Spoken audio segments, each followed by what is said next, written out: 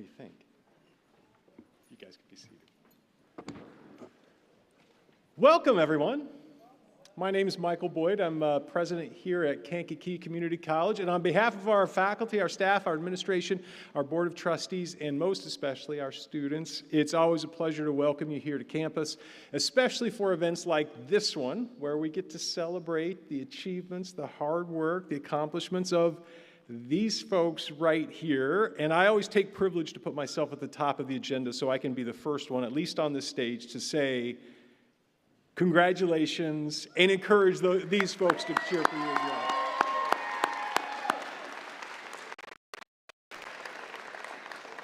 We have some celebrating to do this evening for sure, and we're going to get started. If I may, though, I want to introduce just a few folks special to the college and special to you all as well. There's going to be a lot of introductions tonight, but we're here to celebrate you.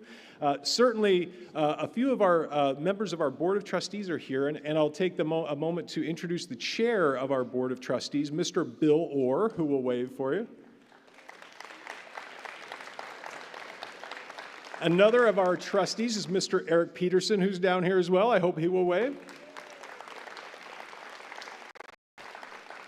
I have to introduce my wife, Maureen, who is here. She was a December 2022 grad of this very program, so she was in this very ceremony, lighting a candle, getting pinned as well in December 2022. Behind me on the stage are a few of my colleagues, all of whom will be introduced, but I'm going to introduce just a few of them. Dean Chris Gibson is here. Our Vice President for Academic Affairs, Dr. Quincy Rose Sewell.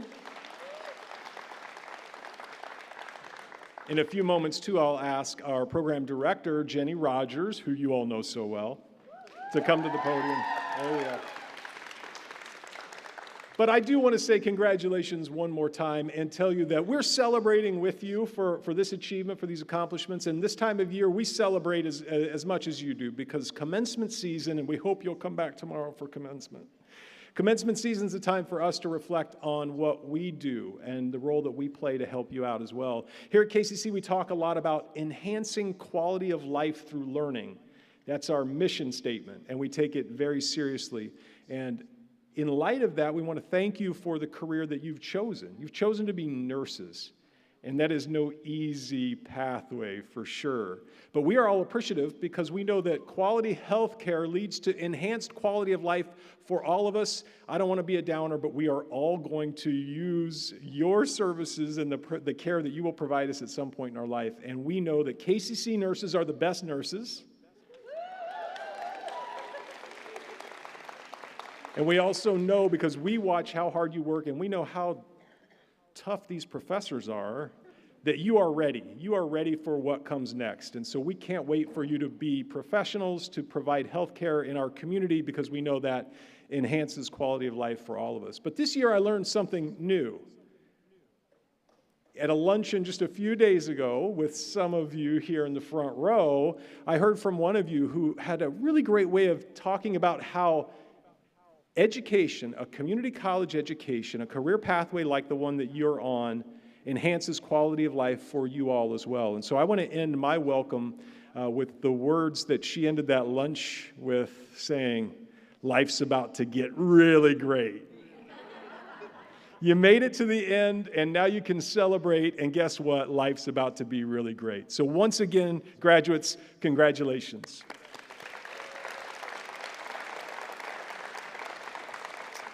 And now I'll ask your program director, Jenny Rogers, to introduce our speaker.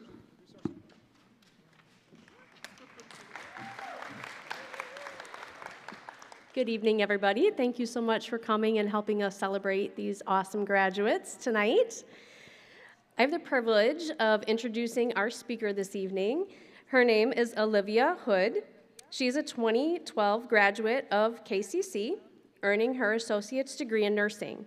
She started her nursing career at Riverside Medical Center, where she spent 9 years working the night shift on the medical peds unit. In 2021, Olivia began working as a nurse case manager for Uplifted Care, the area's leading hospice agency, where she is currently senior case manager and is a certified hospice and palliative care nurse. During her time at both Riverside and Uplifted Care, she has served as preceptor to many new nurses and several students during their capstone experiences. Many of you might have seen her in your off-site experiences. She takes much pride in being able to mentor new nurses in the specialty and hopes to inspire other nurses to become confident and independent in their roles. Olivia's dream would be to run a hospice for both humans and elderly and special needs animals, and she would cook soup for them all. Olivia loves being the mother of her 2 young adult children and 4 fur babies. When not working or attending her kids' events, she enjoys cooking for family and friends. Please welcome Olivia.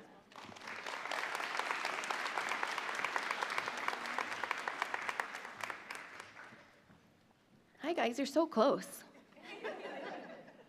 So I just want to recognize your nursing faculty. Just give them a big round of applause because I've actually worked with some of them out in the wild and they really are the best. So I'm really, really thrilled to be here, like totally honored, because this isn't what I usually do.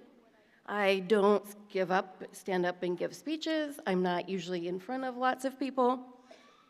But when asked to do this, of course I said yes. It's super exciting for me to be here. I didn't hesitate when they did ask. It's really a full circle moment. The last time I did give a speech was when I was a student speaker for my own pinning 12 years ago. So who is the student speaker tonight? Good luck. You're gonna do great. You're gonna do great. But then they told me I had to write a bio for this, and I was like, oh, I don't have an impressive resume. I'm just a nurse.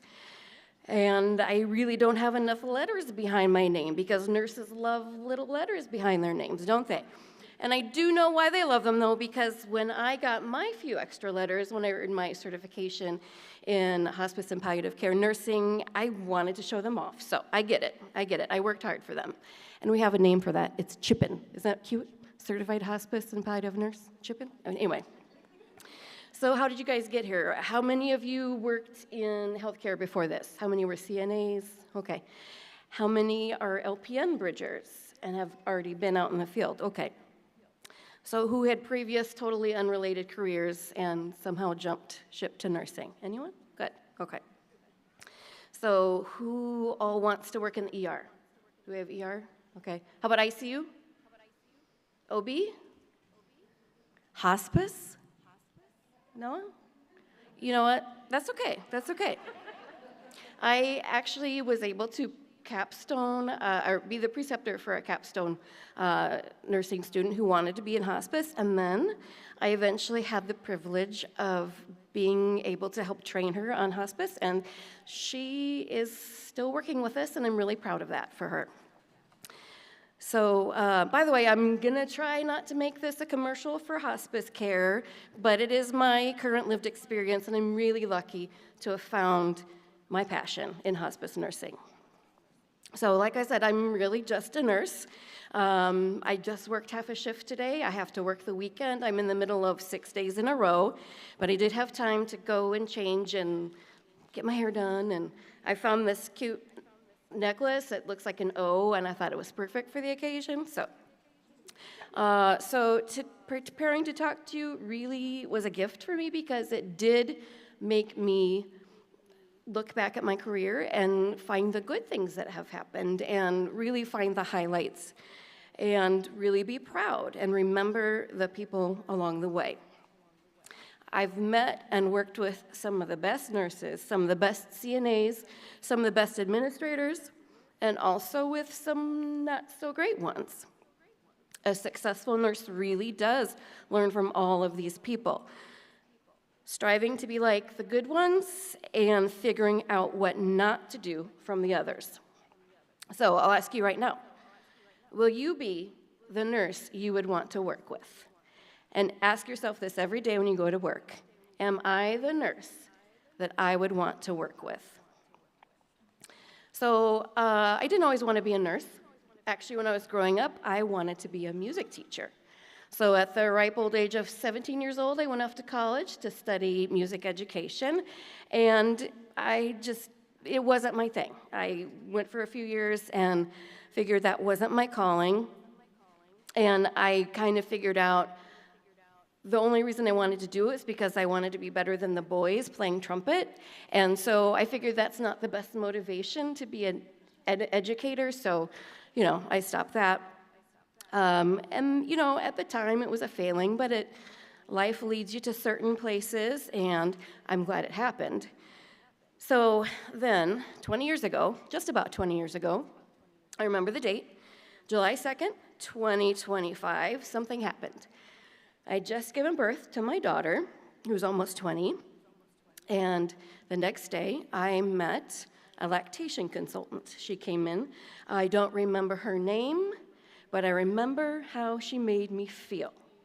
She made me feel at ease, comforted, confident, and that was a life-changing moment, because at that moment I was like, oh, I want to do that.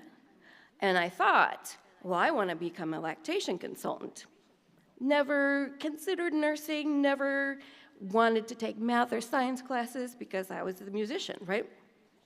So I thought, well, what's the best way to become the lactation consultant? And I said, oh, I can go to nursing school, because how hard can it be, right? Just to go to nursing school.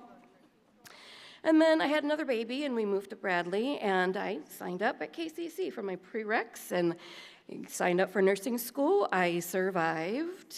Even about mid-third semester, I thought, what am I doing to myself? But by that time, it was too late. And you're just towing the line, saying, I'm going to get through this. I'm going to get through this, right?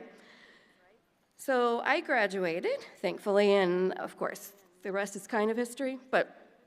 So I did get hired at Riverside, night shift, on a small unit, the medical pediatric unit, affectionately called Med Peds.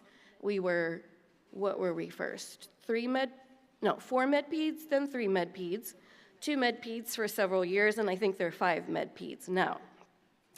I really thought my pediatric experience would help in my dream of being a lactation consultant. But then I figured out I didn't always like the pediatric patients. That's not what I really liked about the job. But I did love the unit, and I loved my coworkers. I had the very best preceptor on night shift. She taught me not only great nursing skills and techniques, but she really taught me to focus on the patient. And I still ask myself, what would she do? And I also learned I don't really like excitement at work. I'm not one of the nurses who's going to be running to the codes. I'm not one of the nurses who wants to be meeting the squads in the ER bay. No, thank you. I mean, I'd do it if I'd have to, but I don't want to. I like, calm, predictable, but it's not always that way, is it, right? And we know nursing is not glamorous. Bedside nursing, it really is about 50% toileting patients and the other half of the time asking about their bowel movements, of course. It is, of course, about providing excellent patient care, but it's so much better and so much easier if you have a great team. Walking onto the unit, seeing the assignment board, and if you find your people, it really just sets the tone for the whole night. Again, are you going to be one of the nurses they're happy to see on the board? Make that decision. So KCC has prepared you to enter the workplace, but you will always be learning. And you will make mistakes. If you're a decent nurse, you will learn from those mistakes. One of the first mistakes I made was fortunately didn't have any effect on my patient. I was still in orientation on nights. We had a very protective pediatrician who would call frequently to check on her patients, and we had one of her babies admitted. She called the unit to check on the baby. I took the call, and what did I say? Oh, I haven't checked on him recently. And my preceptor leapt across the nursing station like a graceful gazelle, grabbed the phone, and said, no, baby's fine, baby's fine. She got an earful from the pediatrician, but I learned, be prepared when you call your doctors, please. You might make a mistake that leads to a patient or a family firing you, requesting another nurse, Or you may do nothing at all, and they still don't want you for their nurse. What are you going to do when that happens? Because it will happen, whether your intentions are good, whether you make mistakes or not. It's very hard, and I still struggle with that. One time, fairly recently, I got fired by a patient in his home. He's bedbound, and I asked him, I said, hey, can you turn over so I can check your skin? He called into the office and said he wanted another nurse because I was too bossy. But I still stand by that action, by the way. Anyway. And just some humans just get along better with other humans, and that's okay. So anyway, working as a real, actual nurse, it took a long time to feel comfortable in the role. I would get really anxious going to shifts, and I would wonder, oh gosh, what am I going to face today that I don't know how to deal with? What am I going to see that I haven't seen before? And then after a while, I realized how much I'd learned when other nurses started asking me for help. But then it's a whole other responsibility, right? Oh gosh, I feel responsible for myself, and I have to keep my patients good. Now I want to make sure the other nurses and their patients are all good. And I wasn't very good at asking for help, and I still really am not. But also it was a night shift, and we didn't have a whole lot of help. It was kind of all hands on deck when you can get them. If you can't, you just make it work, right? But still had great times on the night shift. I missed the night shift. The only complaint I had about the night shift was that they made us do the prep for the colonoscopies. And I can think of one particular time. All I'll say is massive GI bleed and incontinent, and it was Halloween. And things always happen at change of shift on night shifts, like falls, you know. One time we found a rather rotund gentleman on the floor at 5 a.m., and we had all been trained on how to use the hover jack, this thing you have to put under the patient, and it lifts them up, and you can transfer them into bed. But we were strong, independent women, and we said, no, we can lift him. We did, but then I got pinned underneath him in the bed, and he almost rolled off the bed again when they were trying to rescue me. So just use the equipment you're trained to be used on. And those shifts sometimes seem endless, especially if pulled to other units. Discovering doctors who are pleasant during the day but aren't always so at nighttime. There is one esteemed surgeon, and I bet you all know who he is. I was working nights, of course. I had to call him for a patient who had a distended abdomen, couldn't control his vomiting, and he told me I needed to put an NG tube in. And I asked, with suction? And he said, and I quote, I remember, Olivia, that may be the dumbest question anyone has asked me at 2:37 in the morning. I mean, like, I knew he needed suction, but I was just asking, you know, high continuous, low intermittent, come on. But to his credit, he did call back, and he did apologize. So this is all part of the job, all part of this most noble of professions. So time went on, I realized peds and lactation consulting wasn't really my calling. Also realized sometimes we don't, and sometimes we can't really help or heal people. So many times you'll see people in and out, you know, frequent hospitalizations, and at some point, these complicated interventions don't do them any good, and they end up causing more complications and more suffering. And knowing you have to remain professional and honor patient wishes and family wishes is really hard, because sometimes you just really want to say, stop, this is enough.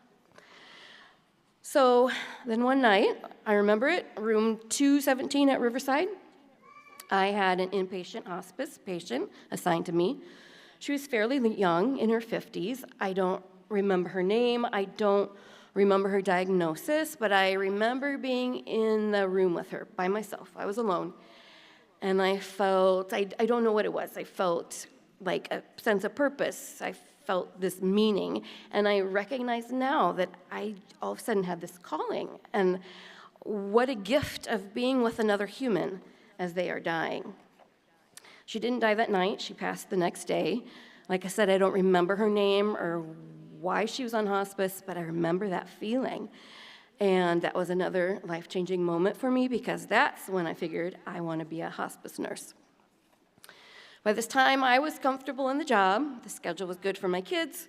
Didn't want to make any changes. I worked with the very best team, worked through the pandemic, which we could write books of speeches about the way the pandemic changed nursing and our healthcare landscape. It's totally different for you than it was for me back in the day. Then a series of serendipitous events occurred, and I finally interviewed for a position at Uplifted Care. It used to be called Hospice of Kankakee Valley. Huge change, totally different schedule, totally different kind of nursing, totally different focus. But I'm so lucky to have found my calling and what I'm passionate about. Once again, I had a tremendous preceptor who is now one of my closest friends, and I still frequently reach out to her. I'll call her or text her throughout the day and say, what do you think about this? What are your thoughts about this? Do you think I'm handling this the correct way? And she may be the one person I know who is more passionate about hospice nursing than I am, or at least as passionate. And just like all nursing, hospice nursing is hard. As a case manager, I am responsible for a group of patients and their families, and sometimes I feel a very heavy burden knowing how much they rely on me. And sometimes I feel too much that it's all on me. But I do work with an incredible care team. And the one person who was finally able to get through to me and get me to ask for help, which I still don't do enough of, but she was my social worker. And I say my social worker because even though in her professional role, she is a social worker for our shared patient load, but we really do rely on them too for support. She's no longer my social worker. She's moved on to different things in the organization, but I still rely on her a tremendous amount. One time, I did hear her tell someone, I'm just not a hugger. And I texted her and I said, but you hug me. And she texted back and she said, well, you're different. And I'm gonna take that to say I'm just extra huggable instead of extra needy, because either way, I'm grateful for the hugs. So before hospice nursing, usually my most memorable patients, unfortunately, were ones that I felt I had failed or that I hadn't done enough for, or the ones I made mistakes with. Now I have this incredible opportunity to build trust and relationships with patients and their families. They have as big an impact on me as I have on them. I know what the outcome for my patients is going to be, which is unusual in nursing. I know for however long I get to be with them, whether it's hours, days, months, or years, they and their family know what's going to happen. And I have seen people doing things they never imagined they would have to do because of their commitment to and love for their mom or dad or sibling or child. Every day, they inspire me. I consider it an honor to help guide them through some of the hardest moments of their lives. You will also have these interactions with patients and their families, no matter what kind of nursing you choose. You might not even realize it at the moment, but they will stay with you. I had a patient, the sweetest lady. I bonded with her talking about food and cooking. She came to us unable to eat because her condition, she really just couldn't eat, but she still craved to eat. She wanted to eat. She eventually was able to eat a few bites, and we rejoiced. We rejoiced when she was able to eat. When she passed away, her family was naturally devastated, but her son was able to use his pain and his grief and channel it into something and uses his position in the community now to help us advocate for and spread awareness for hospice care. And I really appreciate that. I didn't realize he had this position in the community. To me, he was just Virginia's mom. To be part of a team, an organization that truly works together for the good of our patients and community is really an incredible gift. And to be able to help change just that one son's perception, then have him become such a great advocate for us, even more incredible. Okay, sorry, I said it wasn't going to be a hospice commercial, didn't I? Sorry about that. So we all know impacting patients and families positively is the goal of nursing. But I also want you to remember, and quite possibly this might be more important, the difference you will make in other nurses' lives. I get the opportunity in my job. I go to different facilities. I go to hospital, long-term care settings, assisted livings, developmental centers, and I'm able to see lots of different nurses. I see many former KCC nursing school classmates in all sorts of roles. They're directors of nursing, they're in leadership position, they're managers. I learn from all of them and all of the nurses I see every day. And I'm also able to help educate them about my specialty as they educate me about the care they provide. Because basically, we're all just teachers with stethoscopes, really. In both jobs at RMC and now at Uplifted Care, I've come to realize one of my favorite roles is that of mentor and teacher. You can be a mentor without it being official. You don't have to necessarily be someone's capstone preceptor or orienting new nurses. It can just be your relationship with the nurses on the unit. Even if not in a management position, you can still be a leader, and you don't need lots of letters behind your name to be a nurse someone remembers forever. So every day, I have to have pretty hard conversations with patients and families. So we need to have a hard conversation now too. I want to tell you when you should probably not be a nurse. If you're in it for the money, you're going to learn pretty fast. It's not worth it. It's hard. And if you're a CNA or work around nurses and think it looks easy, so you're just going to go ahead and do that, not the way to go. I actually trained a fairly new grad nurse, and he worked in the emergency room, and he had skills. I mean, he was putting Foleys in, he was drawing blood, and he thought, well, yeah, I can do that. And as I was training him, he said, man, this is not what I thought I was going to be, because he used to report to the nurse. He's like, now I'm the nurse. I'm like, yeah, you've got a lot more responsibility.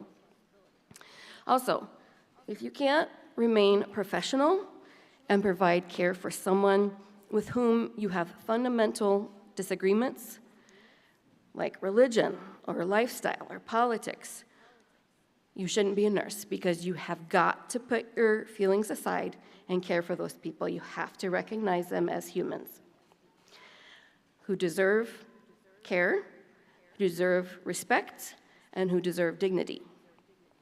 I had another patient in the hospital as a hospice nurse, who had gone through multiple nurses before the time I got to him. And this gentleman was unresponsive on his last breath, covered from head to toe in swastikas, Aryan Nation, very obviously a white supremacist. And I remember standing at the bedside, closing my eyes, laying my hand on him, and praying, Lord, help me see him as a human and not as the tattoos. That was hard. And I can't say anything to his family. I can't say, well, has he reformed? Is he still like this? Because at the time of death and at the time that you're going to be seeing these patients, like I said, you have to see them as humans. Also, if you're focused more on the job than the work, you're probably going to get burned out pretty quickly. The difference, the job, it's not always going to be fun, right? You're going to have to work long hours. You're going to be charting past the time you're supposed to be getting off. Your coworkers are going to call off, and you're going to have an extra caseload or more patients than you anticipated. You're going to get pulled to different units. Things are not going to go the way as planned. That's all part of the job. That's any job, nursing or otherwise. But the actual care and teaching and the touching of lives, that's the work. That's what you have to focus on. So just a small piece of advice. If you find a workplace where you feel seen, valued, and appreciated, I encourage you to stay there, because it's not always common in this field. even if the job isn't easy. Being a nurse is what you make of it. So before my last parting words, I just did want to mention that a lot of the people that I mentioned in today's speech, I was able to bring here as guests. My nursing preceptor turned hospice nurse was on call and she had to leave, so she's on the job right now. My daughter, my 20-year-old daughter, who was that baby who inspired the lactation consultant, who, by the way, is in school to be a music teacher. Full circle moment there. She's sitting over here. My wonderful night shift preceptor, the graceful gazelle herself, she was able to join us. My social worker, Bree, who helped me ask for help, is here. My other wonderful hospice preceptor, Heather, was here. Props to Heather, who right before this was putting in a rectal tube in the field, but she's here. And then the son of the patient that I cared for, Eric Peterson. I didn't realize he was like a trustee and everything here. But thanks for being here, guys. It means a lot. So, as you begin your careers as registered nurses, here are some of my hopes for you. I hope you treat CNAs with the respect they deserve. I hope you find the most comfortable shoes. I hope your lunch breaks never get interrupted. I hope you make sure night shift gets to participate in the fun things. I hope you have patient and kind preceptors, and I hope you become patient and kind preceptors. I hope you're not the reason state surveyors have to make a second visit. I hope you're able to find humor in your work. I hope all your work potlucks have enough buffalo chicken dip for everyone. I hope your doctors are always kind and never condescending. I hope you know how proud your families are of you. And I hope you become the nurse you would want to be. And I hope those of you who want them get all those extra letters behind your name. But all of you, never forget what it feels like right now as you are excited to enter the workforce with the two letters that really matter, RN. And never forget how special it is to be just a nurse. Thank you.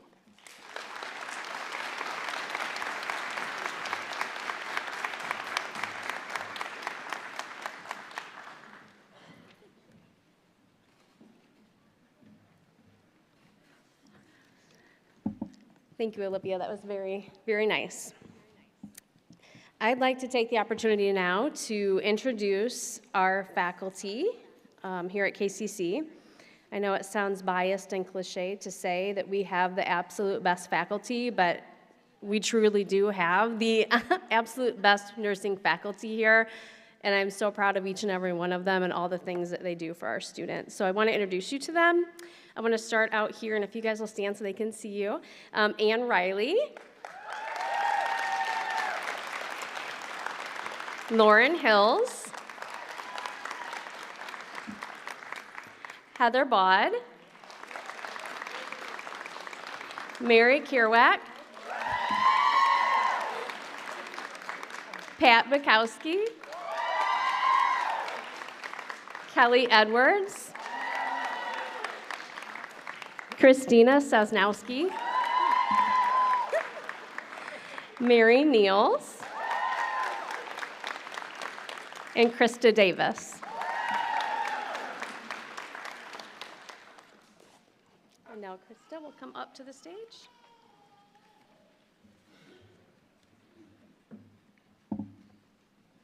Graduates, please stand. Please turn and face the audience. Ladies and gentlemen, we would like to introduce the graduating class of May 2025.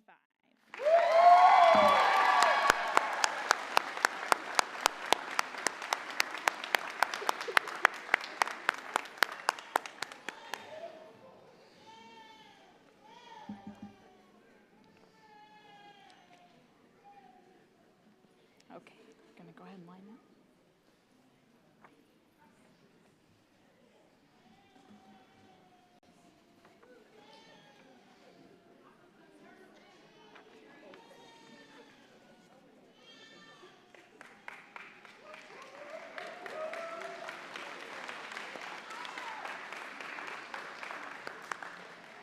Matthew Bailey.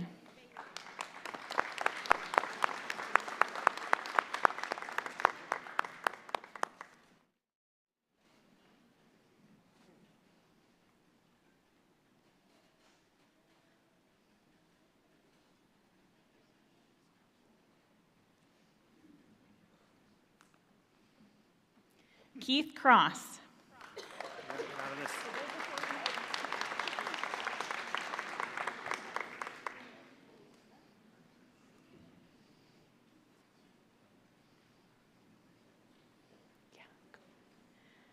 To the next one. She wants me to call the next one. Oh, yes. We would also like to recognize that Keith Cross is a Health Careers Honors Cohort student, graduate of the program.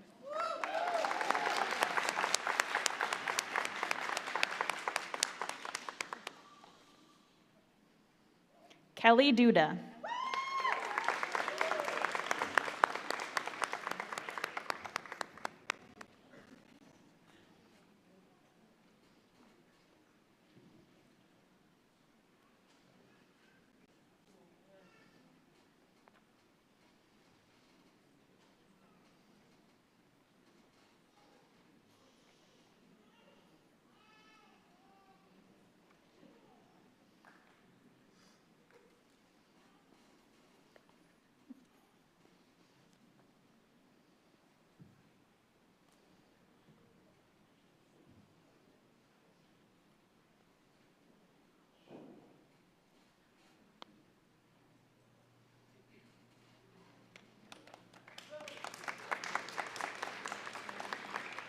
Chloe Greenwood Shuby.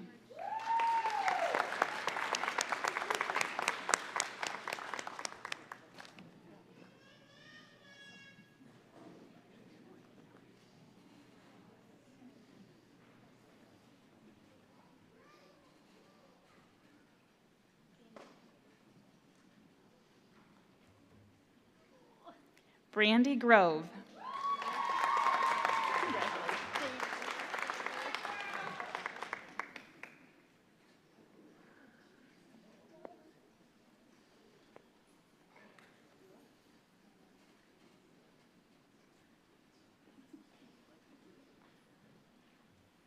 Kiata Hampton.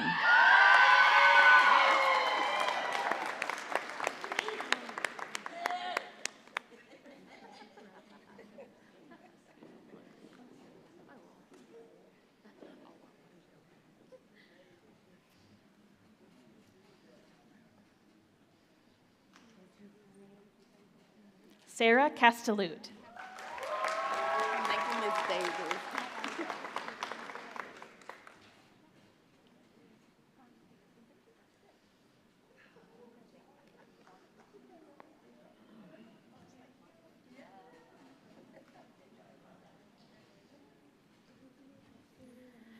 June Loney.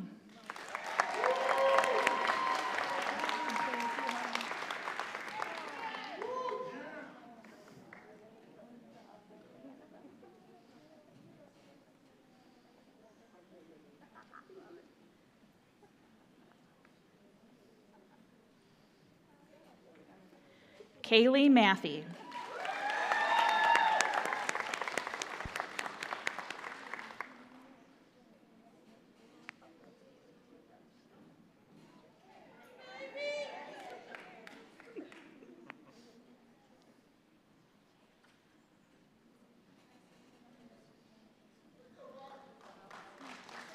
Alan Myers.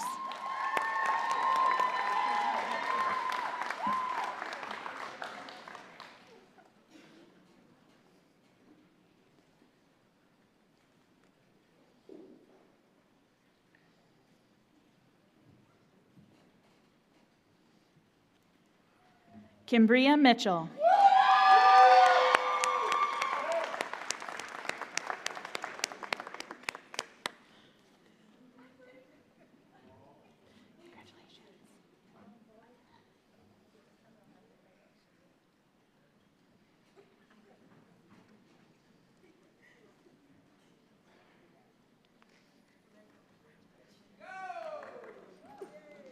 Shaylee Montgomery.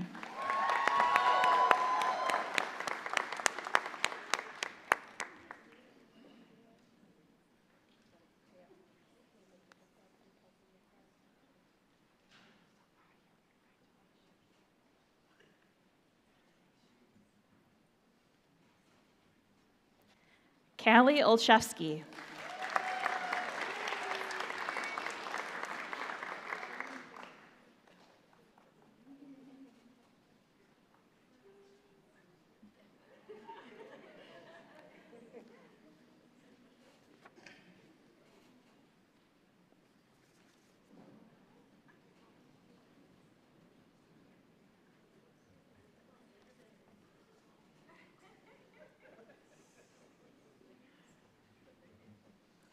Jenna Salzman.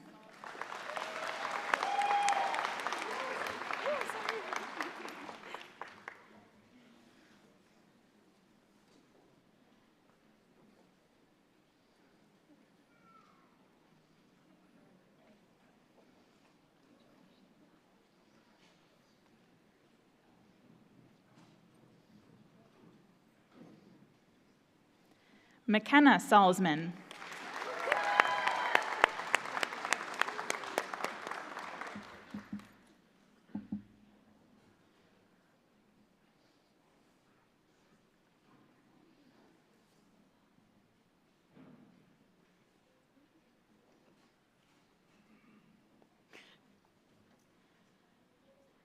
Gisela Santos.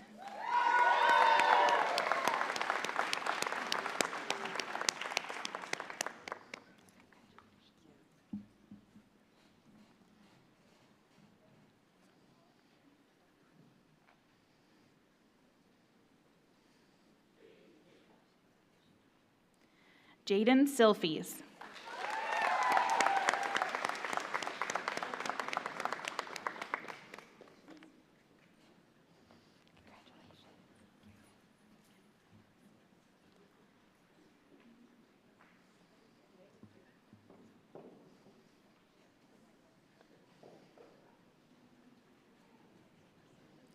Danica Williamson.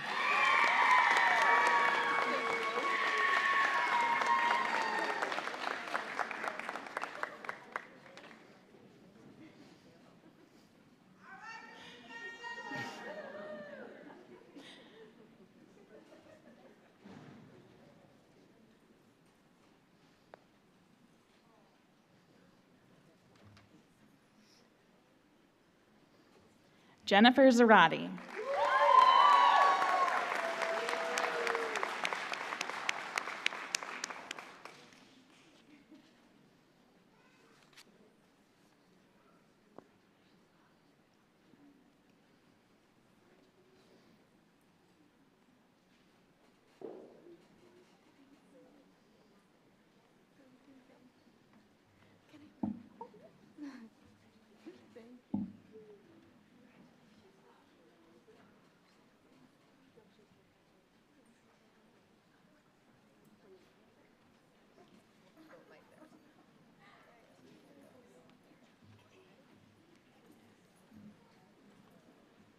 Graduates, please stand. Go ahead and face the audience.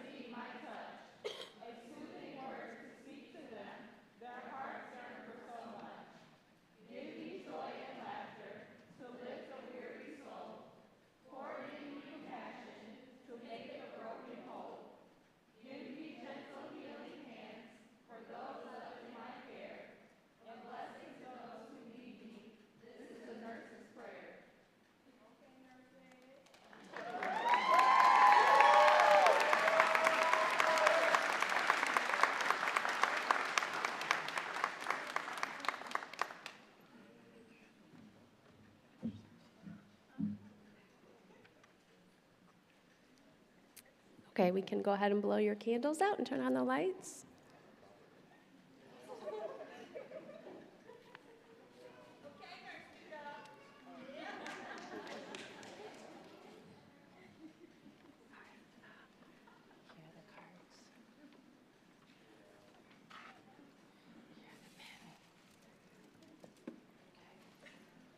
Okay.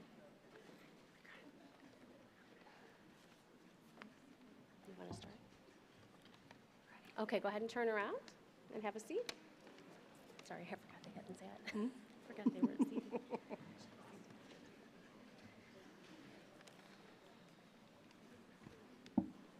Good evening, everyone. Now is a special time of the night that we like to identify and get to meet some nominees for the Daisy Award. First of all, let me just say that the faculty and KCC are so proud of each of you for the display of compassionate care throughout this program. We are honored to be presenting the Daisy Award today for extraordinary nursing students. Before I even get started, I just want you guys to know this is a small but extremely compassionate group, and if I could give the award to everybody, I absolutely would. You guys are going to be the most amazing nurses. Okay.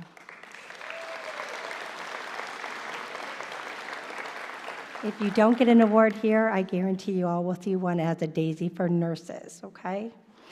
All right, to be nominated, the student must show compassion, advocacy, leadership, demonstrating outstanding compassion at the bedside, exceptional service as a voice for patient needs or wants, excellence in team collaboration, and skill in the clinical setting. For those of you who are not familiar with this organization, I'd like to just tell you a little bit about the Daisy Foundation. The Daisy Foundation was established in 1999 by members of the family of Patrick Barnes. He was 33 years old and died of complications of the autoimmune disease ITP. Like many families that go through this kind of horrific loss, the Barnes family wanted to do something positive to honor the very special man that Patrick was. So right after Patrick's death, they came up with DAISY, which is an acronym for Disease Attacking the Immune System. As they brainstormed what the Daisy Foundation would actually do, they kept coming back to the one positive thing they held on to during Pat's 8-week illness, the extraordinary care he received from Pat's nurses. The family was very impressed by the clinical care that Pat's nurses provided, but really overwhelmed them with the compassion and kindness that his nurses brought to Pat's bedside day in and day out. Pat's family created the Daisy Award for Extraordinary Nurses and Nursing Students to honor nurses who go above and beyond to make extraordinary differences in patients' and family experiences in healthcare. There are other ways that the foundation says thank you to nurses, including recognizing and celebrating nursing students who exemplify the delivery of clinical care in an extraordinary, compassionate way to patients and their families as they are learning. The Daisy Award for Extraordinary Nursing Students is designed to remind us that students, even though your toughest days in nursing school, why you want to be a nurse, right? We are proud to partner with Daisy as we believe we have extraordinary nursing students here at KCC.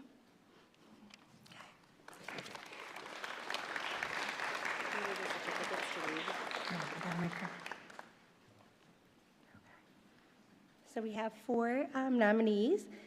When we call your name, please come up. We are going to read the nomination that was provided. So the first person would be Kelly Duda.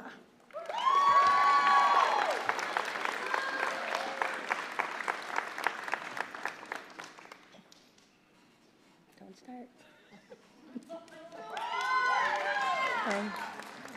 Kelly's nomination read, Kelly was the student assigned to work with my patient on her clinical day. The floor was busy and we were working short. While Kelly was doing her morning assessment, she recognized that the patient was not feeling well and that he had fluid building up in his lungs. She promptly let me know immediately. Kelly was instrumental in saving my patient from becoming very sick as he had become overloaded with fluid. As a second semester student, I was impressed with her assessment and critical thinking skills. The rest of the clinical, she spent time with the patient explaining what had happened. The patient was so thankful for her, as was I. Kelly is exactly what the nursing profession needs.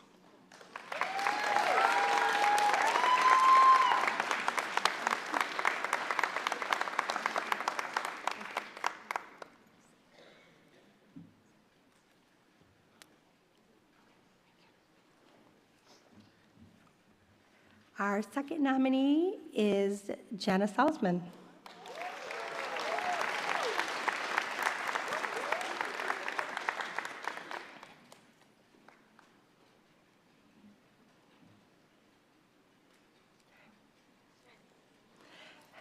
Jenna's nomination letter read, after doing morning rounds, as all floor managers do, each day we visit our patients and ask them how they are being cared for and if there is anyone that they want to recognize. This patient I wanted to share some comments that were made by a few patients that I had seen this morning. One patient stated, my student nurse today, named Jenna, has been so kind and took the time to help calm my nerves down before I went to surgery. She made the time to listen to me even though I knew she had other things to do. She will be a great nurse. Another patient stated, Jenna was amazing and did so much for my mom when she was her student nurse. She was patient and kind, helping my mom with many different tasks when she needed help. When mom used her call light, Jenna was right there to help with whatever she needed. It is hard when you can't always be with your loved one when they are in the hospital, but comforting to know there was someone there like Jenna to be there for my mom.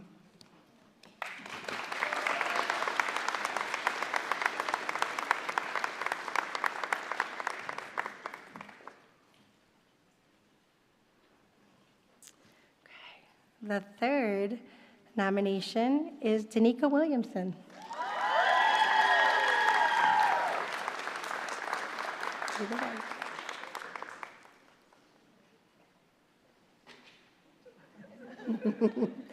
Danica was my student nurse when I was at Riverside Hospital. She came into my room with a big smile and really took the time to sit with me and answer any questions that I had.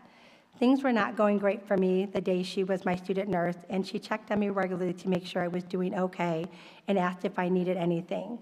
I have been hospitalized many times this past year, and having Danica take care of me at this time helped me to feel understood with what I wanted to happen. Danica is going to be a great nurse because she has so much compassion for helping people.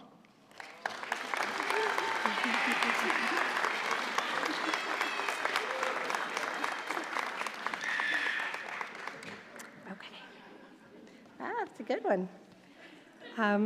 The last nominee and the winner of our Daisy Award is Callie Olszewski.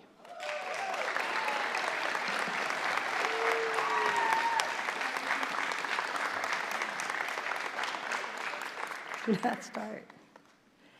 This past February, Callie was assigned to a 70-year-old patient who had previously suffered a stroke. This woman suffered from a condition women suffered from a condition because of the stroke, which caused her to become very emotional and cry for no apparent reason. The staff were busy and were not able to respond to her frequent emotional crying outbursts. Callie provided nursing care for this patient, but he did not stop there. Callie took the time to give the patient some extra TLC. She bathed the patient, washed her hair, found a comb, and braided the patient's hair. When I walked into the room to follow up with Callie, the patient was smiling and loving the extra attention she was getting and was no longer crying.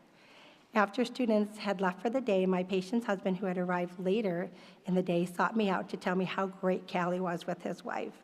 He repeatedly commented on how impressed he was with her professionalism and her caring nature. He stated that Callie was very patient with his wife and was going to be a great nurse. Callie not only provided nursing care to her patient, but she also took the time to holistically meet her patient's emotional needs.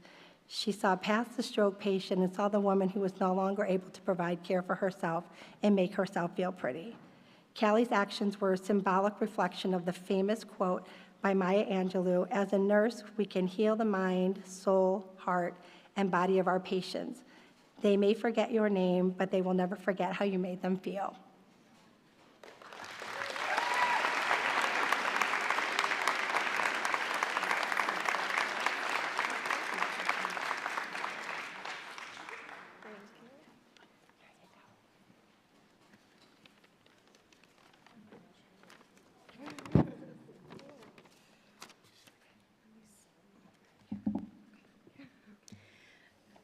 Callie, the foundation wants you to have this sculpture as a symbol of your recognition today. It's called the Healer's Touch. Each piece is hand-carved by the artists of the Shona tribe in Zimbabwe. The Daisy Foundation chose this beautiful design because it sensitively depicts the unique relationship nurses have with their patients, and also because the Shona people hold their healers in a position of great importance to the community. They feel about their traditional healers the way the Daisy Foundation feels about nurses. They are treasures to their community. As you may know, the economy and politics of Zimbabwe have been in turmoil for decades, and the artists are able to support hundreds of people and their families with this work.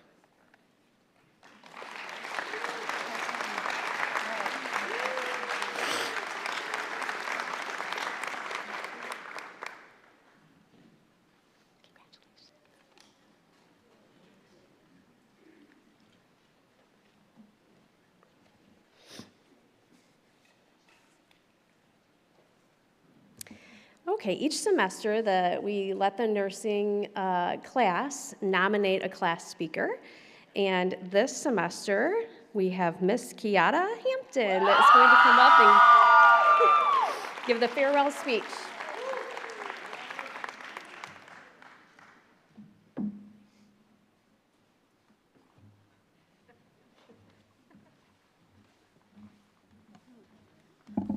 Good afternoon.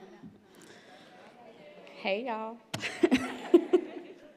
Let me begin by saying, we did it.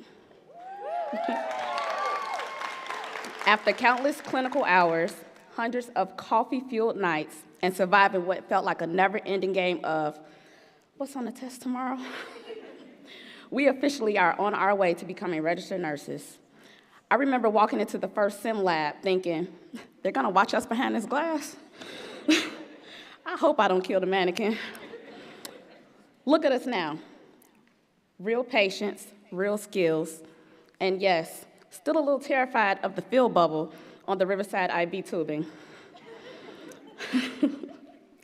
Nursing school wasn't easy.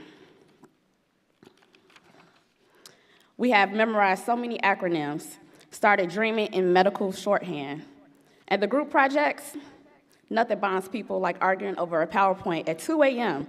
while trying to remember how to pronounce pneumothorax.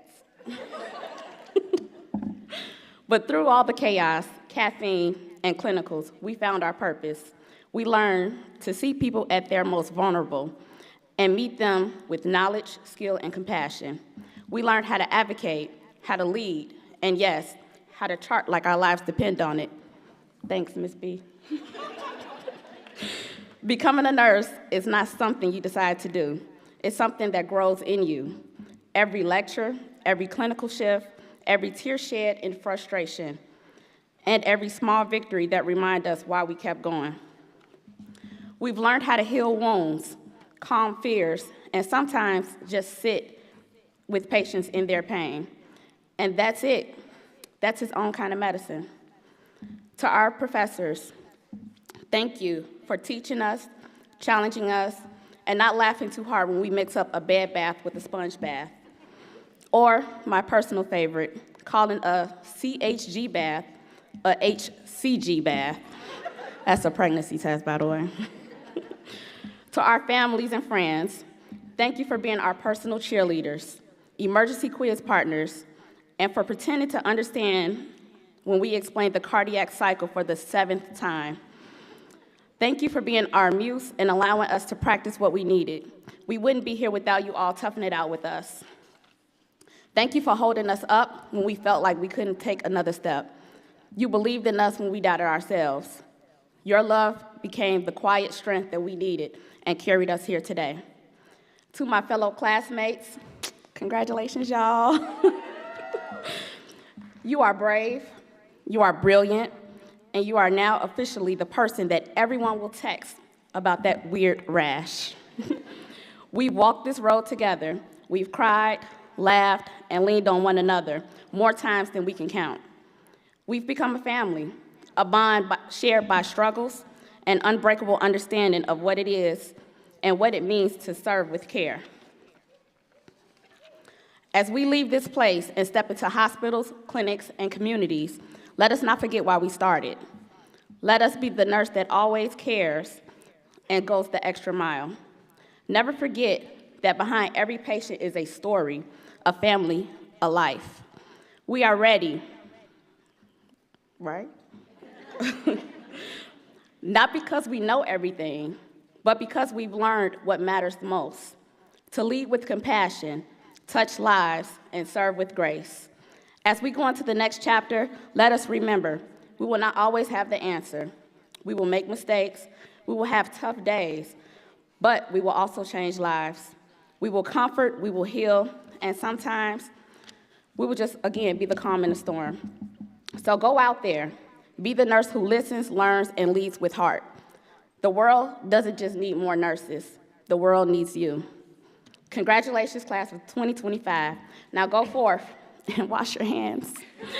Thank you.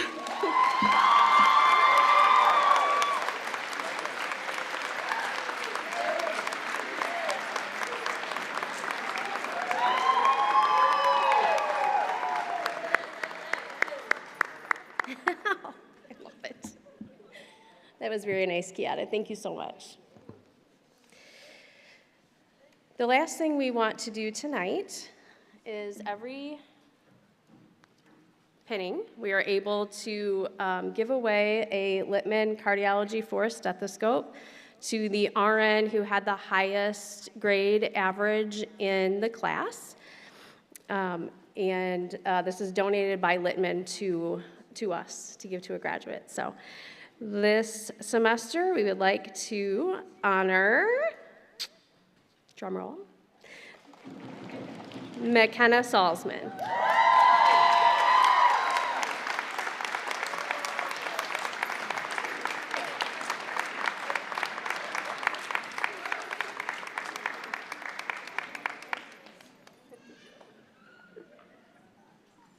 Not surprised. Her sister's in the front saying, I'm not surprised, I've seen her study. So that concludes our evening, but I don't want to let you go without saying thank you to each of you in the audience for coming. As you've heard it echoed here tonight, they couldn't be sitting in these seats without many of you here in this audience. I know that you were met at the door not knowing what the tears were, if they were stressed, if it was sad, if it was happy, or if it was mad, right? So in a way, you probably feel like you're graduating right along with them.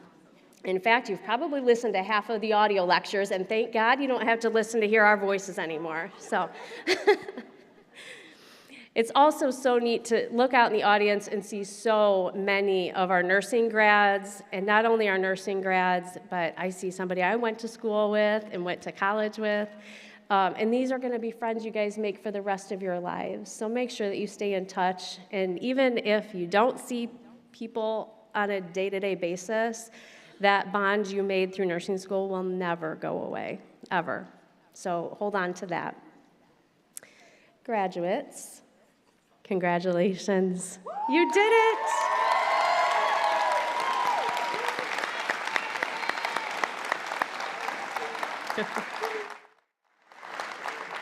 It's been a long, tough journey, right? But as I say that, I feel like it was just like last month we were sitting in boot camp together, right?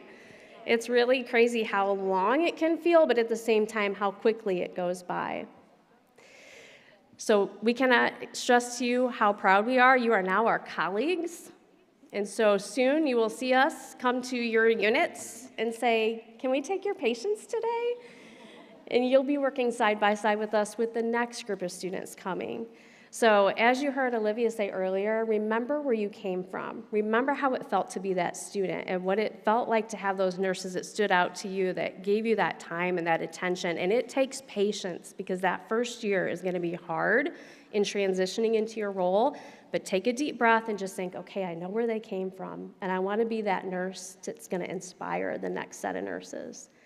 And you guys are going to be doing that to people that you don't even realize. So I'm going to tell you how that's going to happen. I had you line up to take a picture, which I'll share out to you guys, just for your sake, right, to take the picture, but also for my sake, because I'm going to use that in July when our next boot camp comes. And you're going to be right on that screen, and that's what I leave them with, is to see, like, People walk out of this program, they actually make it, it's survivable, and you can do this. And so you won't necessarily know those students, but you are going to serve as an inspiration to those students.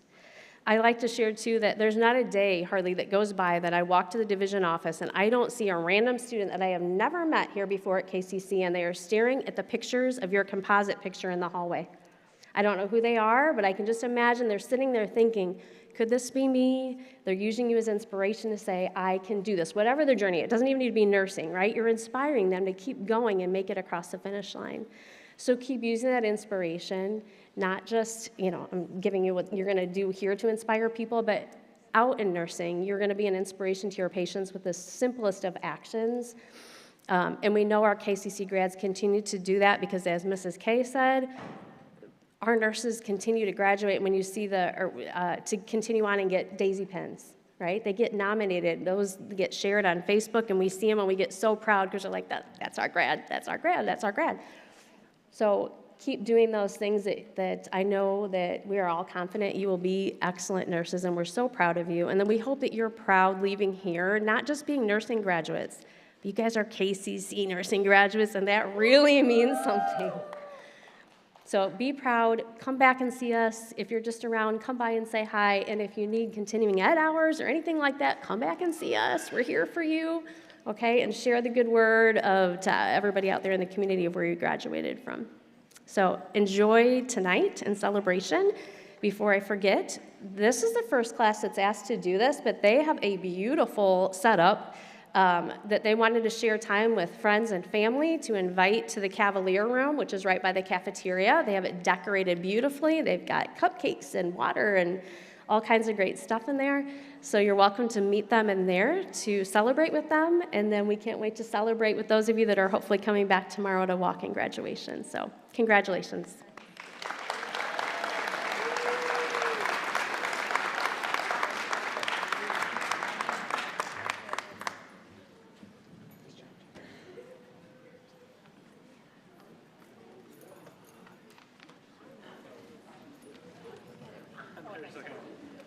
You can all